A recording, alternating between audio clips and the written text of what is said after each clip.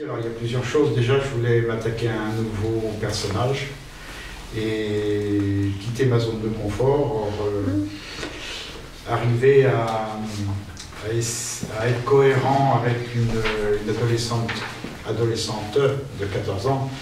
Il y a du boulot, quoi, parce que mes 14 ans soient loin, ma féminité, j'aimerais être trop éloignée, mais le cocktail des deux, il y a quand même des passages que je n'ai pas connus, mais donc de ce côté-là. Mais j'avais envie de me frotter à ce personnage-là.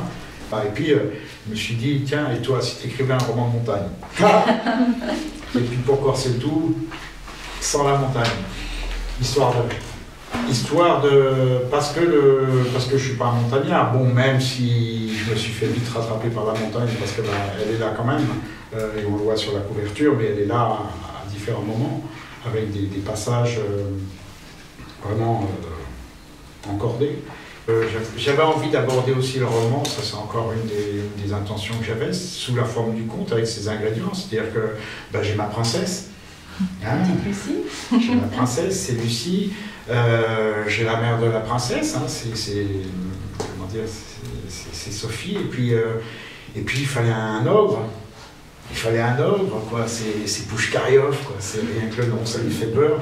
Et c'est une peur qui est infondée, mais c'est pour elle, je ne sais pas pourquoi, peut-être parce qu'il habite juste avant le dernier étage pour accéder au toit, et donc j'avais envie d'un ogre, et puis bon, il y aura le prince charmant qui a 14 ans lui aussi, qui fait 1m75 et qui ne sait jamais comment mettre ses bras parce qu'il continue de grandir, c'est mon copain Léon, donc voilà, la princesse, le chevalier, l'ogre, et puis une aventure onirique, comme tu dis, c'est-à-dire que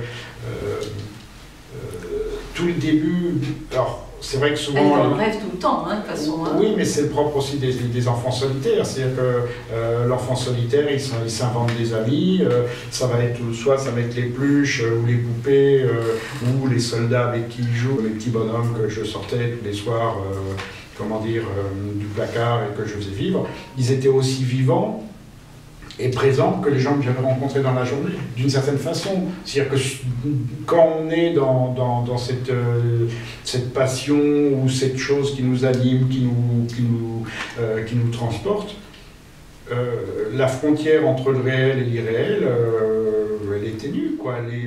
J'avais envie de cette douceur, j'avais envie, vraiment, il y avait dans le choix, même si le début, le plan est quand même assez bétonné et gris, parce que c'est une forme de réalité, mais justement c'est pour mieux faire pousser, pour faire sortir ce rêve qu'il a. J'essaye toujours d'assembler des mots parce que c'est vrai qu'on parle de montagne, on ne parle pas de face intérieure, on est souvent à l'extérieur de la montagne. Et là, c'était, c'était le lien déjà avec son inspiration à elle, profonde, et puis c'est son univers à elle. Et j'avais envie, à travers ce mot, enfin ce nouveau mot composé de deux, de créer cet univers. Et des fois, il suffit juste d'accoler deux mots qui n'ont pas l'habitude d'être ensemble pour créer une autre impression, un autre ricochet dans notre compréhension, dans notre imaginaire, et d'un seul coup changer un petit peu, quoi. La création, parce que c'est la création, ça pourrait être de la sculpture comme j'en ai eu fait, c'est ce moment de solitude et de création. Et comme je disais tout à l'heure, aujourd'hui ce monde m'emmerde. Je ne sais pas ce que je ferais si je n'avais pas la création. Là c'est la création littéraire et ça me nourrit, ça déborde de partout et c'est bien. Des fois il y a drôle de trucs qui se passent, mais c'est bien, c'est vivant. Et puis je propose des mondes, d'autres mondes, quoi. C'est ça, parce que j'ai envie de... À chaque fois il y a un regard sur notre société, sur ce côté contemporain. Et il n'y a pas que les écrivains qui permettent ça, mais c'est vrai que l'écrivain permet d'avoir un recul sur notre monde en éclairant une facette. un milieu, un univers, un âge, des choses différentes, mais en tout cas, c'est ce que je dis depuis le premier roman, c'est qu'un écrivain a le privilège d'être lu. Il a le privilège, moi quand je lis, le monde il tourne comme il veut, je suis dans le bouquin. Il y a une possibilité, il y a une ouverture, il y a un privilège de pouvoir glisser quelques mots à l'oreille, que ce soit ce que vous disiez tout à l'heure, que des mots ricochent, résonnent et d'un seul coup on voit ailleurs, et en fait nous permettent de nous décaler de notre regard habituel, ou d'éclairer d'autres mondes, d'autres visions, d'autres relations humaines. Et ça, pour moi, c'est ça l'écriture. Et cette langue, c'est une si belle matière, quoi. C'est ça sonne, quoi. C'est comment dire, la nuit qui s'est habillée de brume cotonneuse, quoi. Et les réverbères qui ont du mal à la pénétrer. Enfin, je sais pas, d'un seul coup, on peut jouer avec les images et changer les sens, et d'un seul coup, pour et je préfère même des situations les plus ordinaires qui soient, qu'on connaît tous. Qu'est-ce que c'est qu'un réverbère et une nuit et un peu de bruit, et de là, d'arriver avec quelques mots à... Ah ouais, ça peut être aussi ça. Ça peut être de la poésie, la brume. Ça peut être quelque chose qui chante, ou qui nous habille. Et c'est ça aussi que j'aime bien, quoi.